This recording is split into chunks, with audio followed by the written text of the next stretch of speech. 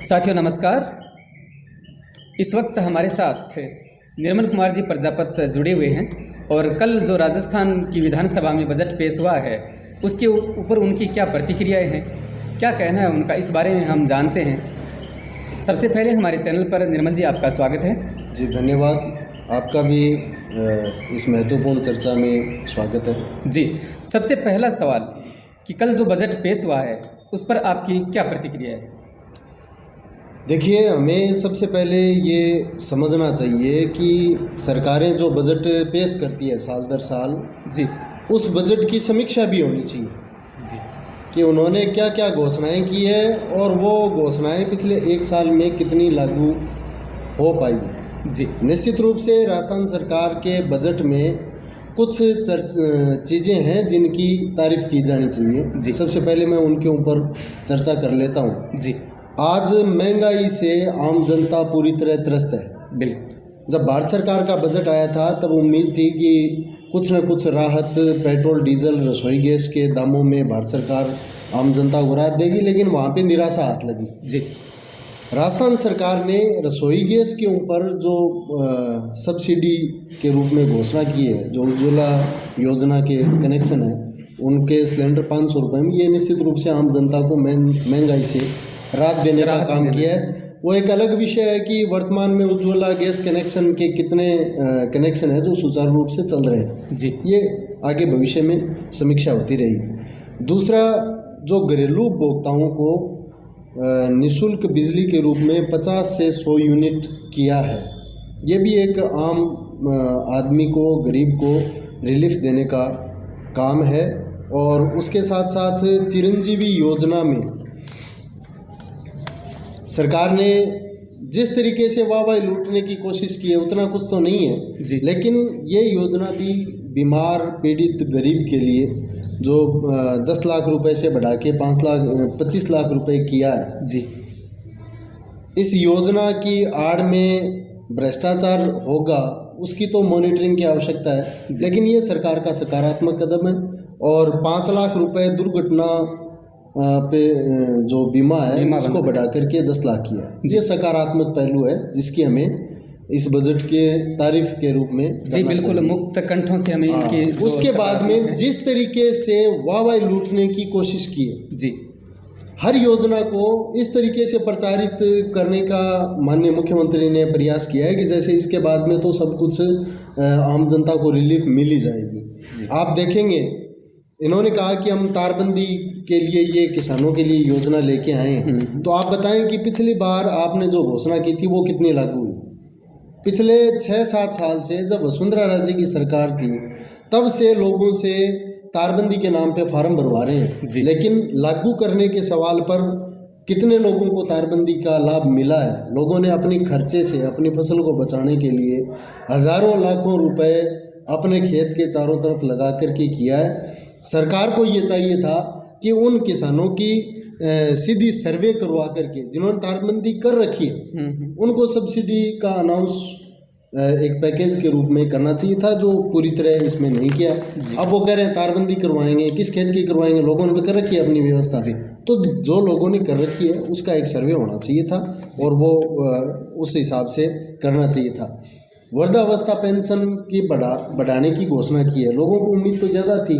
आज महंगाई जिस तरीके से बढ़ी है उस तरीके से जो वृद्धावस्था पेंशन जो एक सामाजिक सुरक्षा है एक गरीब के लिए, वर्ग के लिए, वो जो उम्मीद थी कि कम से कम 2,000 रुपये से शुरुआत होगी, कम से कम 3,000 रुपये से ये सामाजिक सुरक्षा जो है वो शुरुआत होगी, जिसको 1,000 रुपये के रूप में इन्होंने किया है, जो अपर्याप्त है पूरी तरह से। उसके साथ साथ आपके सवालों में भी होगा जी, बाकी जो हमारे तारानगर क्षेत्र को, हाँ, हमारा आपसे अगला सवाल यही था कि अगर हम तारानगर विधानसभा क्षेत्र की जहाँ तक बात करें और जिस तरह से मतलब सौगातें मिली हैं तारानगर को, उस पर आपकी क्या प्रतिक्रिया है? तारानगर को कृषि महाविद्यालय मिला है जी, तो मैं सबसे पहले मुख्यमंत्री जी को धन्यवाद देने के साथ साथ ये भी कहना चाहूँगा कि आज कोटा सीकर के बाद में जी, अगर एजुकेशन क्षेत्र में किसी जगह का नाम आता है तो वो हमारा ये एक छोटी तहसील हो सकती है, लेकिन नाम बहुत बड़ा है पूरे देश में जी। तो उस तुलना के रूप में जो सौगात हम इसे नहीं कह सकते। हमारे एमजेडी गवर्नमेंट कॉलेज है, इसमें कला संकाय में बहुत सारे सब्जेक्टों की आवश्यकता है, वो सब्जेक्ट भी मिलने चाहिए थे। पीजी के रूप में इस कॉलेज की घोषणा होकर के पीजी के सब्जेक्ट मिलने चाहिए थे। तो हमारे जो स्कूलों में फैकल्टीज जो हैं वो मिलने चाहिए थे। आज आप देखो कितने सरकार ने स्कूलें क्रमोन्नत तो कर दी, लेकिन उनमें अध्यापकों की स्थिति क्या है, व्याख्याताओं की स्थिति क्या है, उसके ऊपर भी एक काम होना चाहिए था। शिक्षा के क्षेत्र में यहाँ पर हॉस्टल की आवश्यकता है। हमारे यहाँ पर तारानगर में एक सिंगल खेल मैदान नहीं है जी। स्टेडियम की महत्वपूर्ण आवश्यकता है, खेल मैदान डेवलप होने चाहिए थे। जिस तरीके से एजुकेशन का हब तारानगर बना है तो उस हिसाब से शैक्षणिक संस्थानें, खेलकूद के अवसर, ये सारी चीज़ें पैरेलल बराबर मिलनी चाहिए थी, जिसके मामले में इस बजट में पूरी तरह तारानगर को अनदेखा किया गया है। और भविष्य में भी यहाँ के युवाओं की जो मांग है उनको लेकर के इस बजट में जो कमियां रह गई उनको आगे भविष्य में जन आंदोलनों के जरिए पूरा करवाने का प्रयास करेंगे। जी बिल्कुल। हमारा अगला सवाल आपसे ये है कि युवा वर्ग जो है वो क्या इस बजट से हतोत्साहित है या फिर प्रोत्साहित है? युवा के बारे में आप देखिए, आज युवाओं के सामने सबसे बड़ा जो चैलेंज है, चुनौती है, वो ये है कि हम इतनी कठिन परिस्थितियों में कोचिंगों में मोटी फीस भर के तैयारी कर रहे हैं और ऐसे समय में एक के बाद एक पेपर लीक की घटनाएं हो रही हैं जी। तो कहीं ना कहीं सरकारी सिस्टम के अंदर बहुत बड़ा लीकेज है जी, जिसकी वजह से ये पेपर लीक जो है वो हो रहे हैं। इनको रोकने के लिए जब तक सरकार कोई प्रभावी कार्रवाई नहीं करती है, इन्होंने अभी घोषणा की है कि हमने एसओजी का गठन कर दिया है, एसओजी इसके ऊपर, तो एसओजी तो आपकी पहले से ही है। आपको पूरे सिस्टम को नए सिरे से इसके ऊपर, हमारे तारानगर में पिछले दिनों युवाओं का एक बहुत बड़ा प्रदर्शन हुआ था जी, पेपर लीक की घटना के विरोध में। तो उन युवाओं की तरफ से जो सुझाव आए थे, पेपर किस तरीके से बंटना चाहिए, पेपर तैयार किस तरीके से होना चाहिए, रोल नंबर किस तरीके से अलॉट होने चाहिए और परीक्षा सेंटर किस तरीके से अलॉट होने चाहिए, ये सारे सुधार जो आमूलचूल सुधार है ये सरकार नहीं करेगी तब तक, क्योंकि जो पेपर माफिया, शिक्षा माफिया है वो सरकारी सिस्टम में इतने स्थापित हो चुके हैं कि उनका मुकाबला बगैर किसी ठोस निर्णायक कार्रवाई के नहीं किया जा सकता। तो युवाओं को बहुत बड़ी उम्मीद थी कि इस बजट में नई वैकेंसियों की घोषणाएं होंगी, जो परीक्षाएं रद्द हुई हैं उनके बारे में कुछ नया होगा, तो वो नहीं करके एक तरीके से युवाओं को निराश करने वाला बजट है। युवा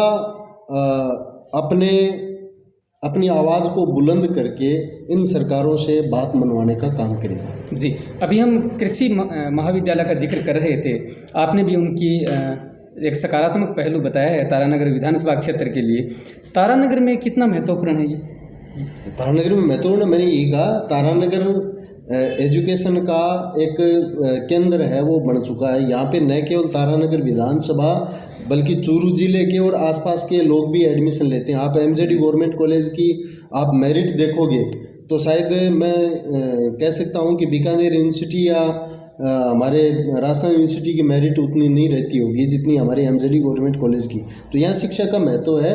यहाँ पर और बेहतर विकल्प हमारे नौजवानों को, विद्यार्थियों को देने की आवश्यकता है। जी, अच्छा, आपसे जुड़ा हुआ सवाल अगला हमारा, 16,000 हेक्टेयर फव्वारा पद्धति से सिंचित भूमि के लिए 100 करोड़ रुपए की लागत से सिंचाई विकसित होनी है, इसको समझाइए। क्या ये जो पहले से तय भूमि थी वो बाकी जो चल रही है उसकी आपूर्ति होनी है या फिर नए सिरे से इसका कोई लाभान्वित होने हैं किसान? बिल्कुल, आपका बहुत महत्वपूर्ण सवाल है और इस सवाल का पूरी तरह जब तक हम अध्ययन नहीं करेंगे जी, तो बहुत सारे लोग हैं वो गलतफहमी में भी रहेंगे।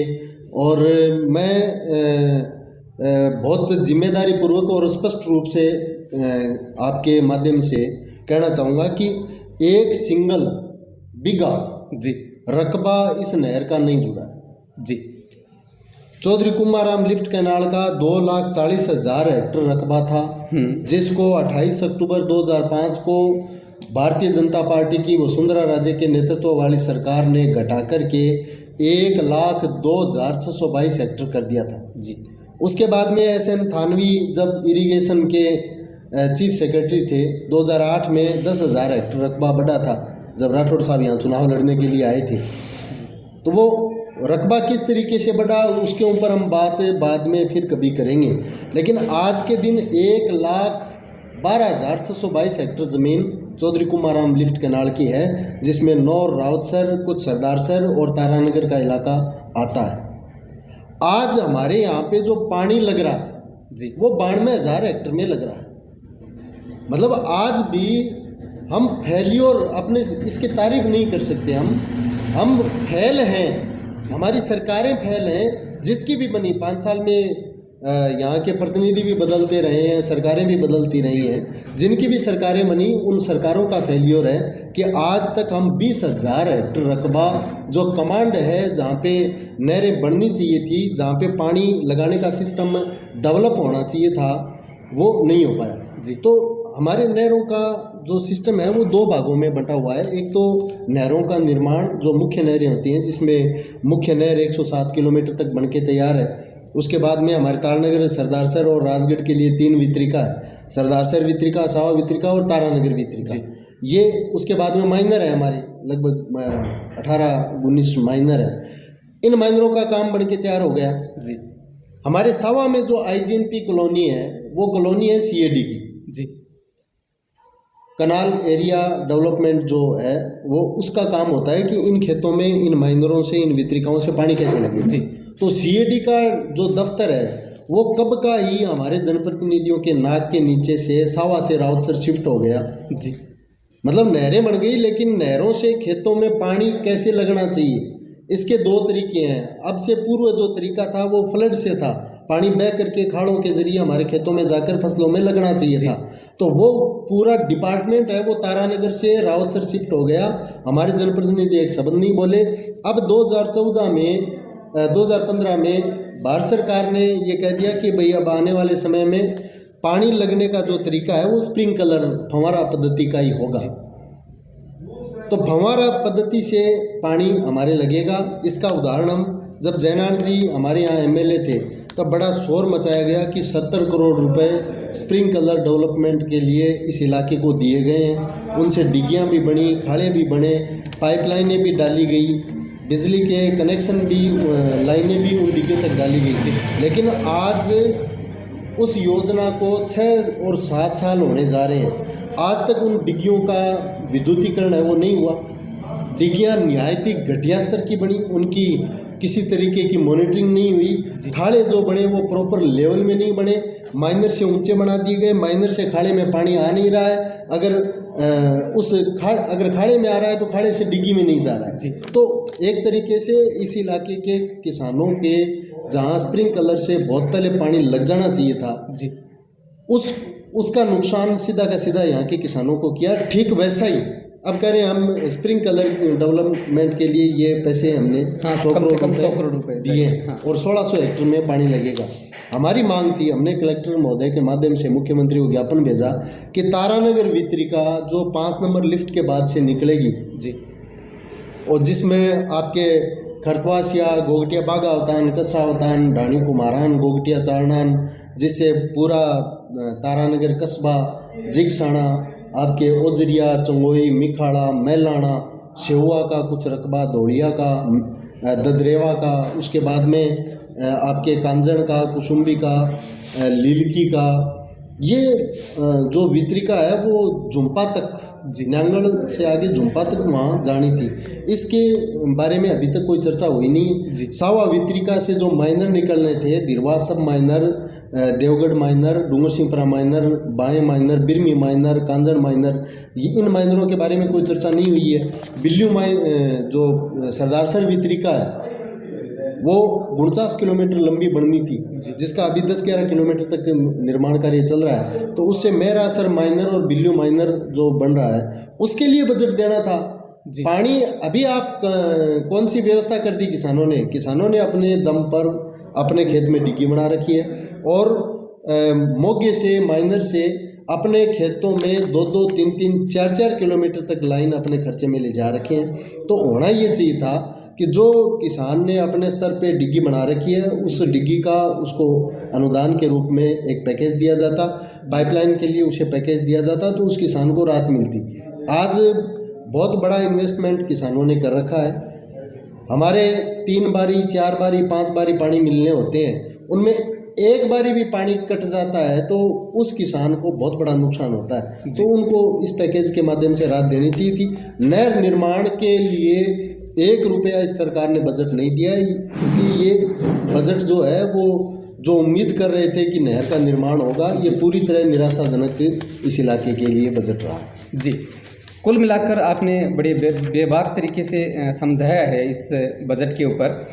तारानगर में CHC को उप जिला अस्पताल के रूप में क्रमोन्नत किया है, कृषि महाविद्यालय मिला है, ददरेवा को उप तहसील, सावित्रीबाई फुले लाइब्रेरी के अलावा सड़क निर्माण कार्य भी होने इस बजट में घोषणा हुई है। तो आपकी या आपके जो पार्टी के कौन से मुद्दे रहेंगे जिनको लेकर आप आने वाले दिनों में मैदान में उतरने वाले हैं? देखिए, तारानगर के हॉस्पिटल की स्थिति वर्तमान में, आप इसको नाम चाहे कुछ भी रखो जी, नाम तो जो जिसको आंख से कम दिखाई देता है या अंधा होता है उसका भी नयन सुख हो सकता है जी। आप हमारे यहाँ देखो, जांचों की क्या व्यवस्था है, हमारे डॉक्टर कितने हैं, डॉक्टर लगा भी देते हैं तो यहाँ टिकते क्यों नहीं है जी। ये चीज़ें जब तक आप गंभीरता से इसको लागू नहीं करेंगे, सिर्फ घोषणाओं से काम नहीं चलेगा। यहाँ पर चीज़ें लागू होनी चाहिए, लागू करवाने का काम हम करेंगे, हमारे जन संघर्षों की बदौलत करेंगे। दूसरा, सड़कों के बारे में आप देख सकते हैं चूरू जिले की सड़कों की हालत और हमारे तारानगर की हालत, ग्रामीण क्षेत्र की हालत। अभी निर्माण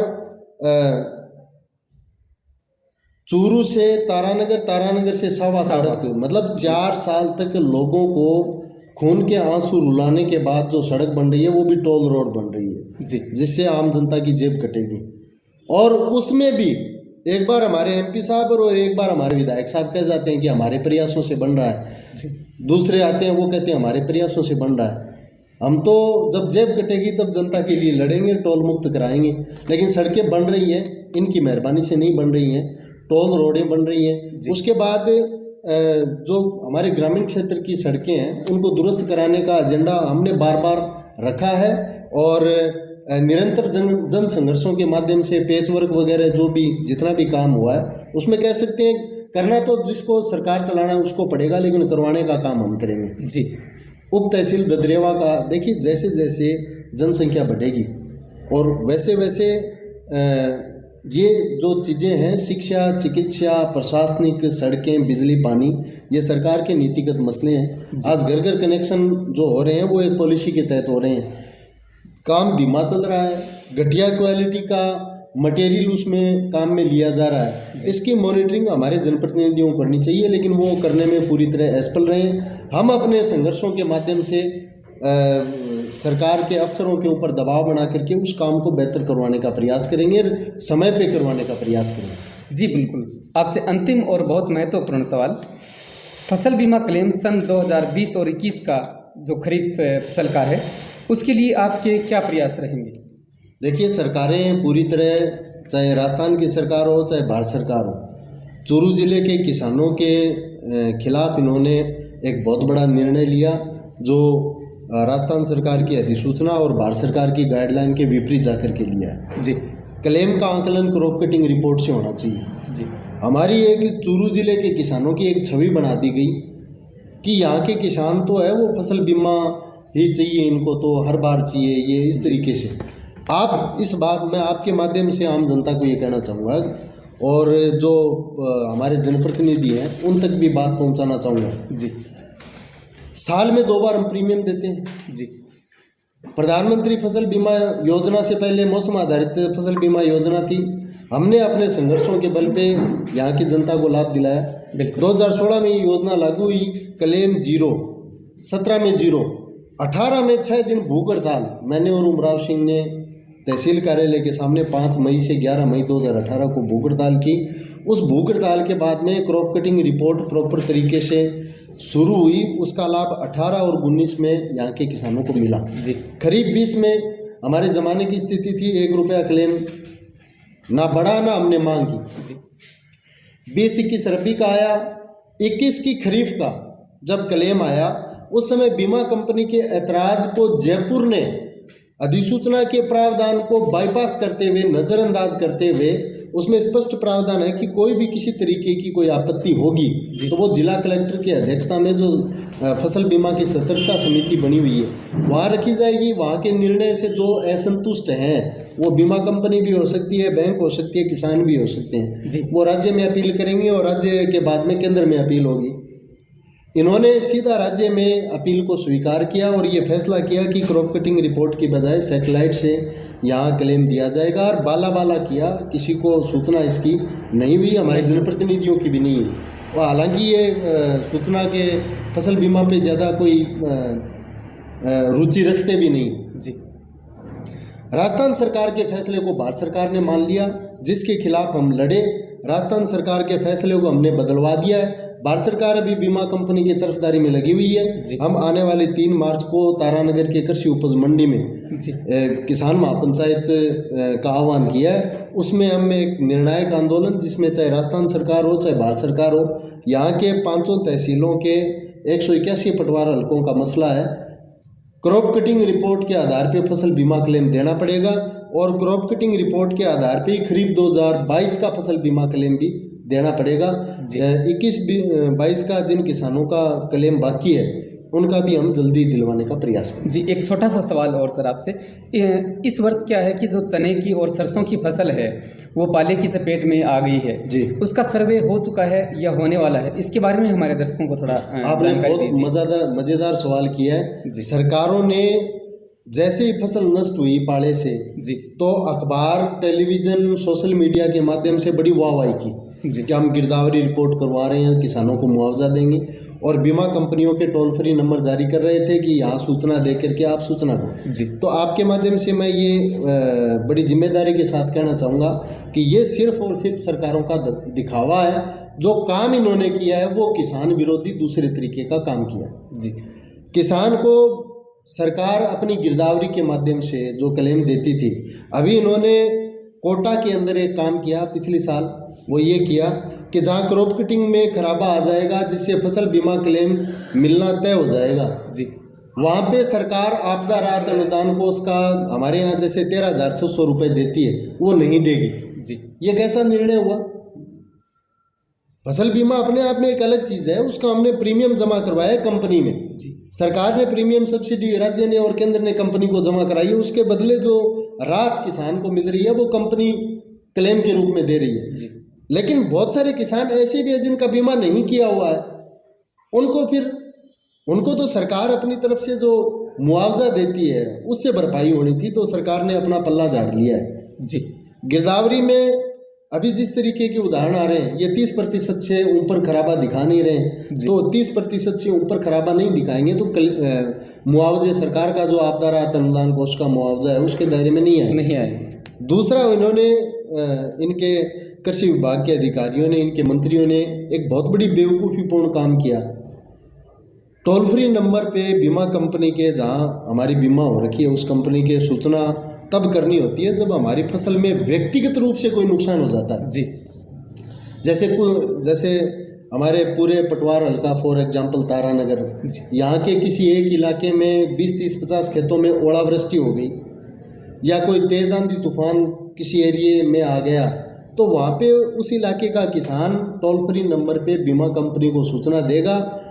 72 घंटे के अंदर अंदर किसान सूचना देगा और 48 घंटे के अंदर अंदर उनका सर्वेयर आकर के उस नुकसान का आंकलन करेगा, रिपोर्ट बनाएगा और उस रिपोर्ट के आधार पे फसल बीमा क्लेम की भरपाई है वो करेगा। ये अधिसूचना का नियम है जी। पाला व्यक्तिगत नुकसान की श्रेणी में कैसे आ गया? पाला तो कोई क्षेत्र विशेष में तो पड़ता नहीं है, ये तो व्यापक स्तर पे पड़ता है, प्राकृतिक आपदा के रूप में ले सकते हैं। और ये तो आप देखें गंगानगर से लेकर के उदयपुर तक बर्फ जमने का 13, 14, 15, 16 जनवरी को बर्फ जमी है जी। तो ये तो एक व्यापक जो नुकसान है उसकी श्रेणी में है, जिसका मेजरमेंट जो नुकसान का है वो क्रॉप कटिंग रिपोर्ट में होना है, जो फसल कटाई के समय शुरू होगी। लेकिन हमारी सरकारों ने, हमारे जनप्रतिनिधियों ने, हमारे अधिकारियों ने, जिम्मेदार अधिकारियों ने गिरदावरी रिपोर्ट के नाम पर और बीमा कंपनियों के टोल फ्री नंबर जारी करके अपनी जिम्मेदारी से बचने का काम किया है, लेकिन हम इससे बचने नहीं देंगे। हम प्रॉपर जो नुकसान हुआ है वो क्रॉप कटिंग रिपोर्ट में करवाएंगे, उसके बदले फसल बीमा के रूप में, और सरकार जो कोटा का फार्मूला या चूरू में या राजस्थान के दूसरे जिलों में लागू करना चाहती है, वो हम होने नहीं देंगे। जी, बहुत बहुत धन्यवाद आपका। आपने बड़े बेबाक तरीके से हमारे दर्शकों को समझाया इस बजट के बारे में, और इनके कौन से सकारात्मक पहलू हैं और कौन से नेगेटिव हैं उनके बारे में आपने खुलकर हमसे बात की।